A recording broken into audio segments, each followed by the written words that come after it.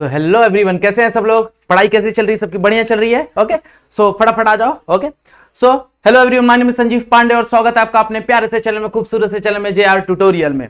सो जैसा कि आपको पता है कि हम लोग ने काइनेटिक थ्योरी वाला टॉपिक जो है वो खत्म कर दिया था।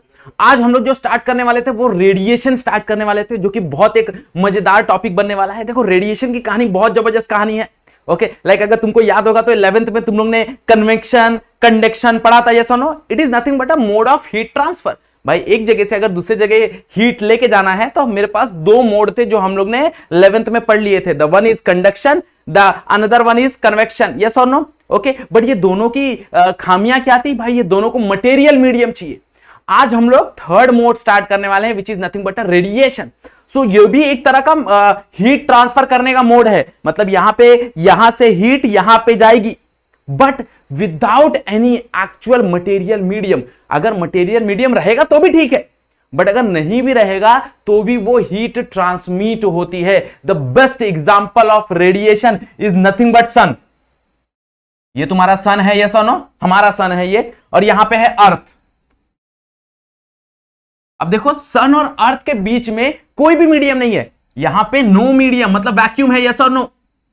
अब यहां पे कोई मटेरियल मीडियम नहीं है, यहां पे कोई मटेरियल मीडियम नहीं है। ध्यान से सुनना, मटेरियल मीडियम। अब मटेरियल मीडियम नहीं है, फिर भी हीट भाई सन से अर्थ के पास आता है। ये कैसे आता है? वो आता है in the form of electromagnetic wave, and that is called as radiation. And उसको ही क्या बोलते हैं? रेडिएशन।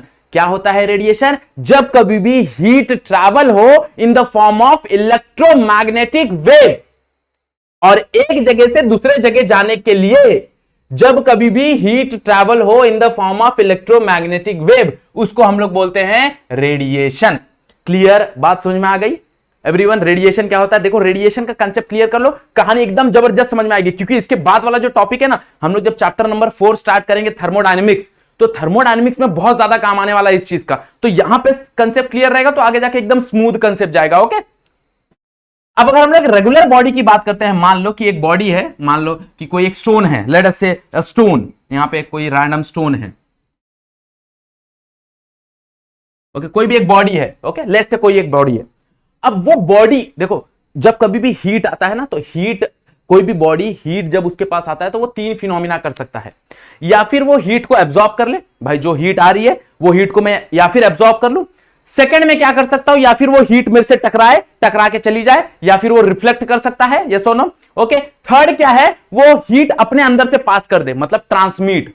तो यहां पे हमको तीनों फिनोमिना पढ़ने हैं, हीट एब्जॉर्प्शन, हीट रिफ्लेक्शन और हीट ट्रांसमिशन। ओके, मतलब बॉडी क्या हो सकता है? बॉडी हीट को एब्जॉर्ब भी कर सकता है, बॉडी हीट को रिफ्लेक्ट भी कर सकता है, और बॉडी हीट को ट्रांसमिट भी कर सकता है। ओके, जैसे let's say example of glass, कांच। तुम लोगों ने देखा रहेगा तुम्हारे घर पे विंडोज होते हैं। अब विंडोज होते कि नहीं होते? कांच का विंडो होता है ना जनरली। तो अब देखो, धूप जो है वो कांच के विंडोज के पार आती है। यस और नो? इसका मतलब क्या है? इसका मतलब यह है कि वो क्या कर रही है? वो हीट को ट्रांसमिट कर रही है, मतलब अपने अंदर से पास होने को अलाउ कर रही है। यस और no? At the same time water ले लो भाई, पानी को जब हम गर्म करते हैं, पानी गर्म हो जाता है, मतलब वो हीट को एब्जॉर्ब कर रही है। मतलब हर एक बॉडी क्या करता है? ये तीनों फिनोमिना शो करेगा। कोई बॉडी खाली दो फिनोमिना शो करेगा, कोई बॉडी कोई एक ही फिनोमिना शो करेगा, कोई बॉडी तीनों फिनोमिना शो करेंगे। ओके, तो सबसे पहले डिस्कशन करते हैं हम ये तीनों चीज पे, हीट एब्जॉर्प्शन, हीट रिफ्लेक्शन और हीट ट्रांसमिशन के ऊपर। क्लियर? बात समझ में आ गई? So let us start with, इसके ऊपर हमको तीन चीजें देखनी है, coefficient of absorption, coefficient of reflection और कोएफिशिएंट ऑफ ट्रांसमिशन। ओके, सो सबसे पहले हीट एब्जॉर्प्शन देखेंगे। देखो, हीट एब्जॉर्प्शन क्या होगा? मान लो लेट्स से यहां पे एक बॉडी है, लेट्स से यहां पे एक बॉडी है, और इसके ऊपर let's say Q amount of heat आ रहा है। Let's say Q amount of heat आ रहा है। Q is nothing but total amount of heat incident. Total amount of heat incident on a body, that is Q. अब क्या होगा? Let's say QA amount of heat absorb हो गया भाई, उसमें से QA amount of heat क्या हो गया? Absorb हो गया। Okay, let's say QR amount of heat reflect हो गया, and QT amount of heat transmit हो गया। ओके, मतलब टोटल जो अमाउंट ऑफ हीट आ रहा था वो उसमें से QA amount of heat absorb हो गया, QR amount of heat reflect हो गया, और QT amount of heat transmit हो गया। तो मैं बोल सकता हूं कि जो टोटल अमाउंट ऑफ हीट होता है वो टोटल अमाउंट ऑफ हीट बराबर होता है QA plus QR plus QT, हाँ या ना। मतलब जो भी total amount of heat incident होगा, ये इंसिडेंट हीट है याद रखना, total incident heat, total incident heat. QA क्या है? Total absorbed heat. QR क्या है? Total reflected heat. And QT क्या है? Total transmitted heat. मतलब अगर जब कभी भी अगर हम लोग ध्यान दें तो अगर किसी बॉडी पे Q अमाउंट ऑफ हीट आ रहा है तो वहां पे तीन फिनोमिना होगा। मान लो, रट लो दिमाग में भाई, QA, QR और QT। हीट एब्जॉर्ब होगा, हीट रिफ्लेक्ट होगा और हीट ट्रांसमिट होगा। यस और नो? बात समझ में आ गई एवरीवन? पक्का क्लियर? ये चीज समझ में आया? अब इसके बाद हम लोग डिफाइन करेंगे कोएफिशिएंट। देखो कोएफिशिएंट को कैसे, कोएफिशिएंट ऑफ एब्जॉर्प्शन, ये तुम लोग ही मेरे को बताओगे। इतना सिंपल है ना कि तुम ही लोग मेरे को समझाओगे। देखो कोएफिशिएंट ऑफ एब्जॉर्प्शन क्या होता है, मतलब क्या है, मतलब ये है कि भाई कितना अमाउंट ऑफ हीट उसके ऊपर गिरा, उसमें से उतने कितना अमाउंट ऑफ हीट एब्जॉर्ब किया। मतलब it is a ratio of amount of heat absorbed to the total amount of heat incident. भाई कितना इंसिडेंट हुआ, उसमें से कितना एब्जॉर्ब हुआ। ये सुनो, what is a? A is nothing but a coefficient of absorption, जिसको एब्जॉर्प्टिविटी भी बोला जाता है, इसको एब्जॉर्प्टिविटी भी बोला जाता है, याद रखना। अब ये है क्या भाई? Total amount, it is a ratio of, क्या है? It is a ratio of, लिख देता हूं, एक ही का लिखूंगा, बाकी दो तुम लोग के लिए है, याद रखना। It is a ratio of amount of heat, amount of heat incident, sorry, absorbed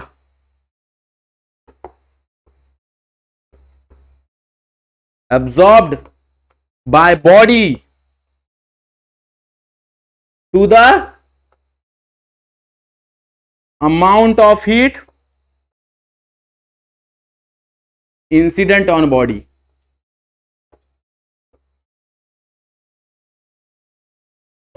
clear? बात समझ में आ गई एवरीवन? क्या होता है भाई? इट इज अ रेशियो, ये एक रेशियो है, इसका कोई यूनिट और कोई डायमेंशन नहीं होगा, याद रखना। ये ऐसी क्वांटिटी है, कोई भी यूनिट और कोई भी डायमेंशन नहीं होने वाला, क्योंकि ऊपर भी हीट है नीचे भी हीट है, तो हीट और हीट तो कट जाने वाला है। तो it is a ratio of amount of heat absorbed by the body to the amount of heat incident on the body.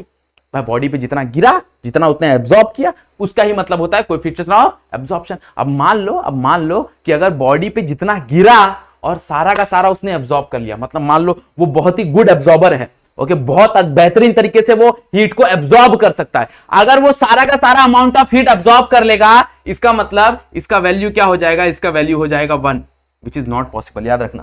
Practically ये चीज, नेचुरली ये चीज पॉसिबल नहीं है, okay.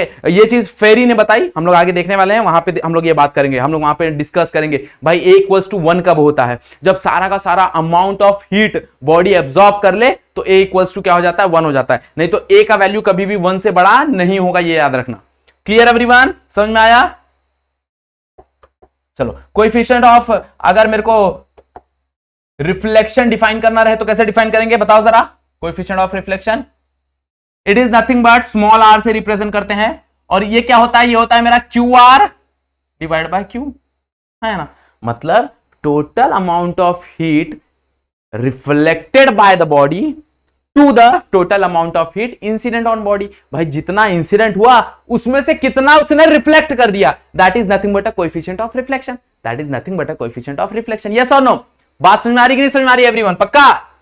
Okay. What is transmission? Transmission क्या हो जाएगा बता दो? इसको स्मॉल t से रिप्रेजेंट करते हैं, that is QT by Q। भाई total amount of heat transmitted, भाई कितना ट्रांसमिट करेगा? जितना उस पर गिरेगा उसमें से ही ट्रांसमिट करेगा ना। अब अगर सारा का सारा रिफ्लेक्ट कर देगा तो R1 हो जाएगा, अगर सारा का सारा ट्रांसमिट कर देगा तो T क्या हो जाएगा? 1 हो जाएगा। ये सुनो, बट मैंने बताया कि कभी ऐसा परफेक्ट नहीं होगा, तो परफेक्ट नहीं होगा तो यहां पे देखो एक नई कहानी सीखने मिलेगी हमको।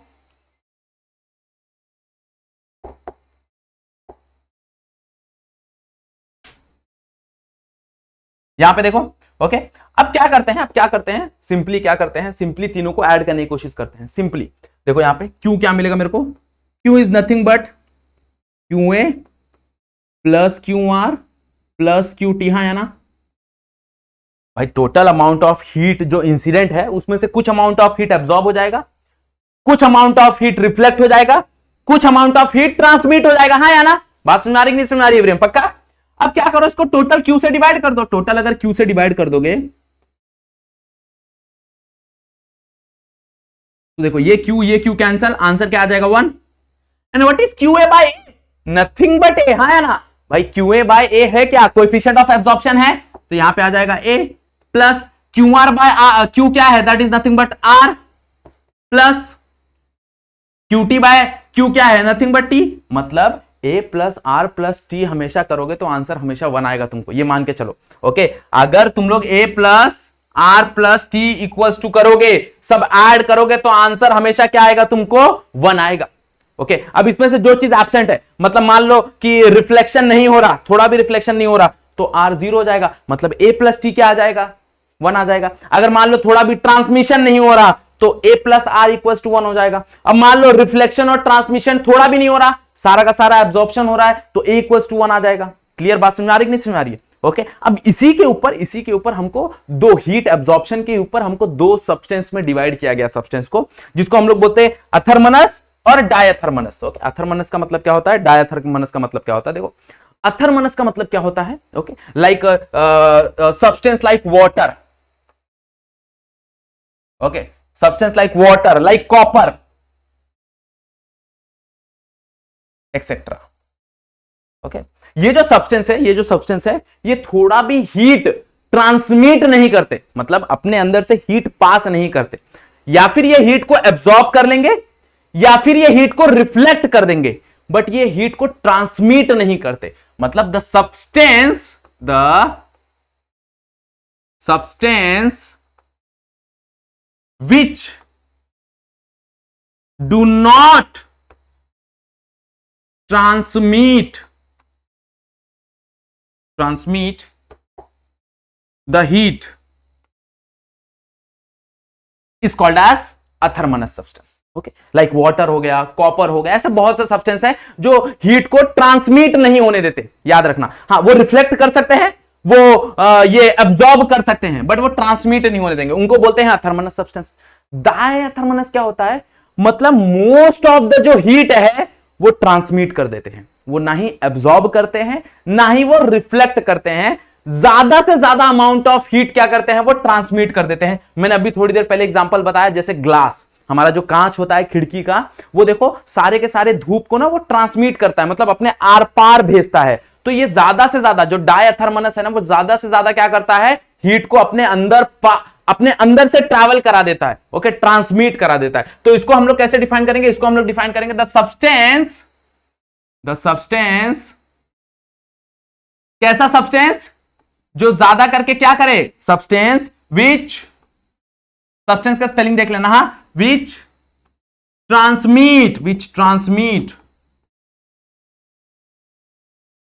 transmit the heat through the body, भाई जो बॉडी के अंदर से पार कराए। एग्जाम्पल मैंने तुमको बताया, जैसे ग्लास, जैसे NaCl, ओके, जैसे क्वार्ट्स। तो ये जो मटेरियल्स है ना, ये सारे के सारे डायथर्मनस के मटेरियल्स है। कैसे हैं? डायथर्मनस, मतलब वो अपने अंदर से क्या कराएंगे? वो अपने अंदर से हीट को ट्रांसमिट कराएंगे। क्लियर बात समझ में आ? मतलब वो ज्यादा से ज्यादा ट्राई करेंगे कि वहां पे रिफ्लेक्शन और वहां पे एब्जॉर्प्शन ना हो। देखो 100% नहीं होगा, मैं ये भी बता रहा हूं कि 100 के 100% वो हीट ट्रांसमिट नहीं कराएंगे। देयर विल बी सम थोड़ा बहुत वहां पे रिफ्लेक्शन और थोड़ा बहुत एब्जॉर्प्शन होगा ही होगा, ये गारंटी है। हाँ, बट ज्यादा से ज्यादा ट्रांसमिशन होगा। मतलब यहां पे टी का वैल्यू 0 नहीं होगा, याद रखना, यहां पे टी का वैल्यू 0 नहीं होगा। हाँ, फॉर अथर्मनस ये ज्यादा से ज्यादा क्या करते हैं? एब्जॉर्ब कर लेते हैं, और या फिर वो ज्यादा से ज्यादा क्या कर लेते हैं? रिफ्लेक्ट कर देते हैं। मतलब ये ज्यादा से ज्यादा ट्रांसमिट नहीं होने देते। तो यहां पे टी का वैल्यू देखने जाओगे तो यहां का टी का वैल्यू 1 हो सकता है, ऐसा कंपलसरी मैं नहीं बोल रहा हूं, बट हो सकता है, ज्यादा करके होता है ऐसा, बट यहां पे टी का वैल्यू कभी भी 0 नहीं होगा। क्लियर बात समझ में आ गई एवरीवन? पक्का? ओके, अब कोई ऐसी बॉडी होगी ना वो ज्यादा से ज्यादा हीट एब्जॉर्ब कर सके, भाई ज्यादा से ज्यादा एब्जॉर्ब हीट कौन करता है? देखो तुम लोग कभी गर्मी में निकलते रहोगे, गर्मी में छाता लेके निकलते हो, ब्लैक कलर का छाता लेके निकलते हो। अब ब्लैक कलर का छाता लेके निकलते हो तो वो धूप से तो तुमको बचा लेता है, बट एक्चुअल में तुमको गर्मी से नहीं बचा पा रहा है। ओके, मतलब गर्मी तुमको ज्यादा लग रही है उस बंदे से जिस बंदे के पास छाता नहीं है। देखो धूप तुमको कम लग रहा है, ओके, तो तुम्हारा आंख ऐसे नहीं है, ओके, तुम्हारा आंख खुला हुआ है, दैट इज करेक्ट, बट गर्मी तुमको ज्यादा लग रही है जिस बंदे के पास छाता नहीं है।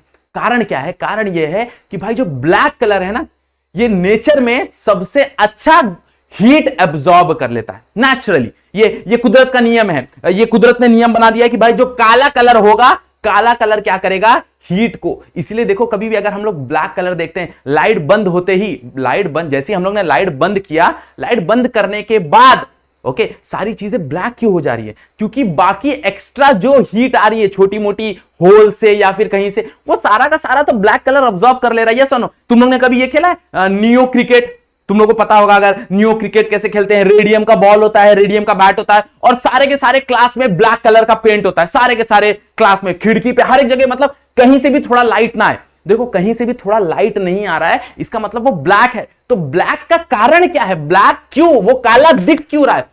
क्योंकि जब उसके ऊपर लाइट आ रहा है ना, तो सारा का सारा लाइट वो पकड़ ले रहा है। ओके, हमको दिखता कब है? हमको कलर दिखना कब चालू होता है कि मान लो ये येलो है, कब पता चलेगा ये येलो है? तो यहां पे लाइट आ रहा है तो 7 कलर होते हैं, या विबग्योर होता है, तो विबग्योर में सारा का सारा कलर यहां पे एब्जॉर्ब हो जा रहा है, सिवाय येलो के। येलो यहां से रिफ्लेक्ट हो जा रहा है। बात समझ आ रहा है? तो इसलिए मैं बोल रहा हूं एब्जॉर्प्शन की कहानी अलग है। देखो ये पूरा का पूरा वेव थियरी पे डिपेंडेंट है। अब यहां पे बहुत ऐसा नहीं कि यहां पे सातों कलर नहीं, यहां पे खाली येलो, ना ना ना, सातों कलर हैं, बट फर्क येलो क्यों दिख रहा है? कारण यह है कि भाई बाकी के जो कलर है ना, वो एब्जॉर्ब हो जा रहे हैं, यहां से रिफ्लेक्ट सिर्फ क्या हो रहा है? येलो हो रहा है। तो मेरे को यहां पे येलो दिख रहा है। अब ये चीज ब्लैक क्यों दिख रही है? ये जो बोर्ड है ये ब्लैक क्यों दिख रहा है? क्योंकि जब लाइट इसके ऊपर आ रही है तो सारा का सारा कलर वो एब्जॉर्ब कर ले रहा है, वो रिफ्लेक्ट कर ही नहीं रहा है।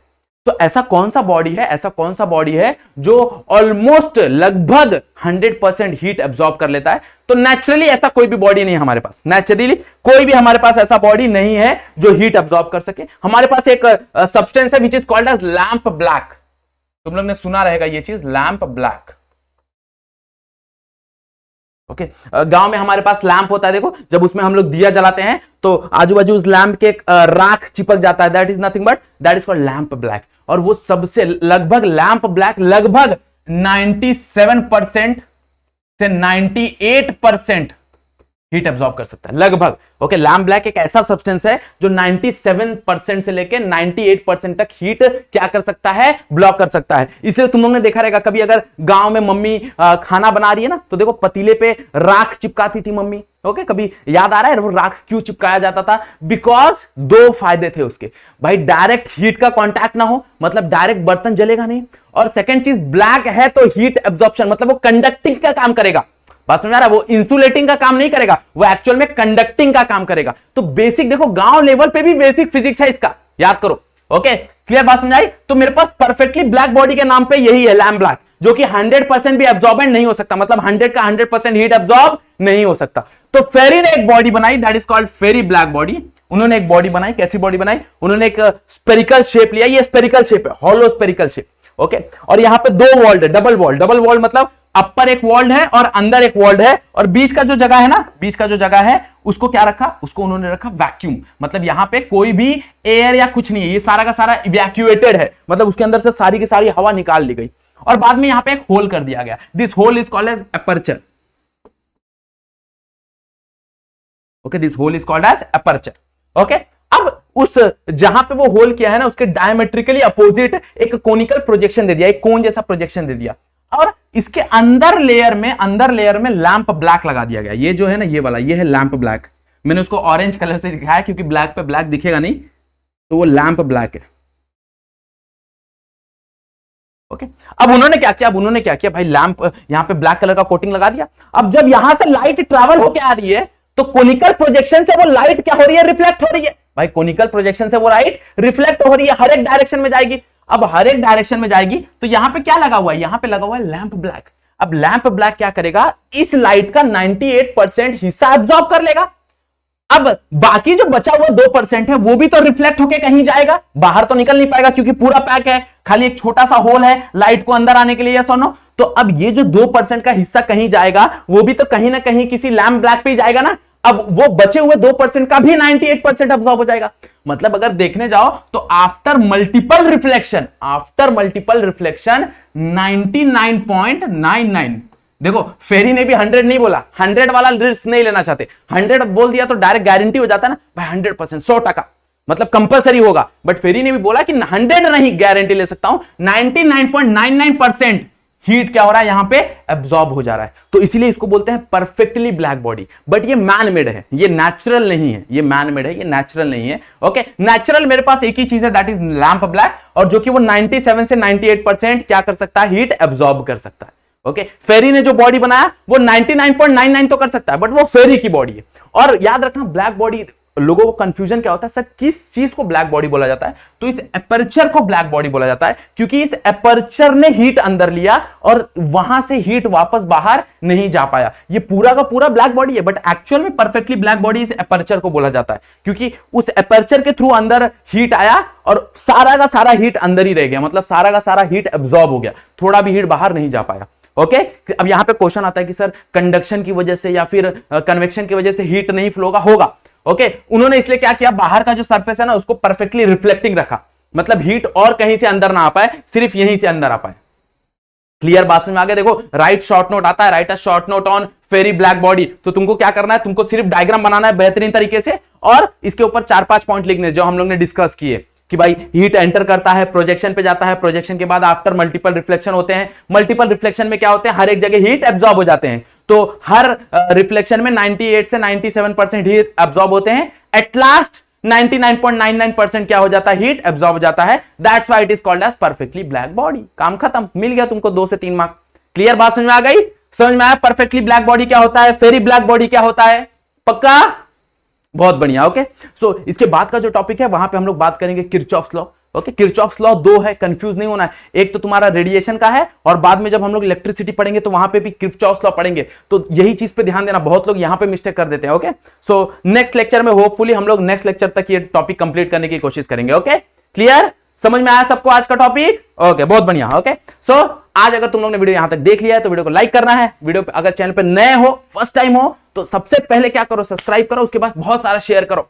ओके, क्योंकि तुमको पता है यहां पे हम लोग 12th बहुत बेहतरीन तरीके से चालू कर दिया है। ओके, अभी थोड़े टाइम बाद ही तुमको लाइव लेक्चर्स मिलना चालू हो जाएंगे। ओके, सो बी पेशेंस, अच्छे से रहो, टेंशन मत लो। बहुत लोग का मैसेज आ रहा है कि सर क्या पता हो पाएगा पोर्शन, नहीं हो पाएगा। देखो वी विल रियली, ओके, हम लोग बहुत ज्यादा ट्राई कर रहे हैं चीजें खत्म करने के लिए और डेफिनेटली ये चीजें होगी, थोड़ा टाइम लगेगा बट होगा, ये चीज का प्रॉमिस है। क्लियर एवरीवन, पक्का? चलो, सो अगर वीडियो यहां तक देख लिया तो वीडियो को लाइक करना है, शेयर करना है, सब्सक्राइब करना है। ओके, चलो आज का लेक्चर यहीं पे एंड करते हैं, आज के लिए बस इतना ही। That's it for today, thank you so much.